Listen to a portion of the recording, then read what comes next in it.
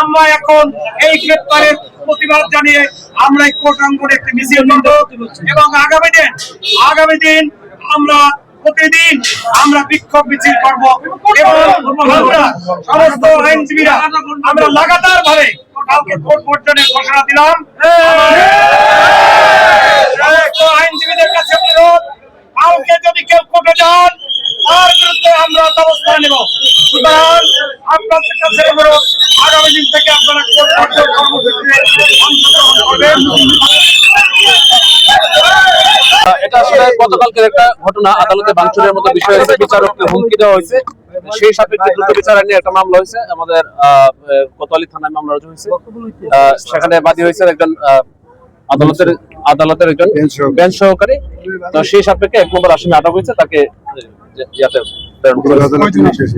বিজ্ঞ আদালতের নির্দেশে তাকে কাস্টডি দেওয়া হয়েছে।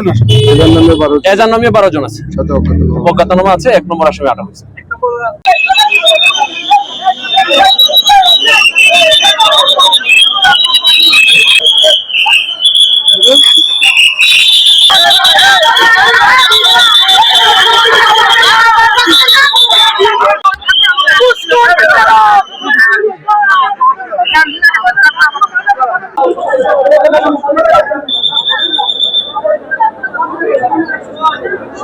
বেলা 12টার দিকে আমাদের বরিশাল জেলা আইনজীবী সমিতির সম্মানিত সভাপতি অ্যাডভোকেট সাদিকুর রহমান লিংকনকে গ্রেপ্তার করেছেন। ওই সময় কোনো মামলা ছিল না, পরবর্তীতে একটি মামলা রুজু হয়েছে। এই মামলায় আমাদের বরিশাল বারের পিপি, তারপরে অন্যান্য সবাই এডিশনাল পিপি এদের সহ মোট 12 জনকে আসামি করে এবং অজ্ঞাতনামা 14-15 জনকে আসামি করে একটি মামলা দায়ের করেছে।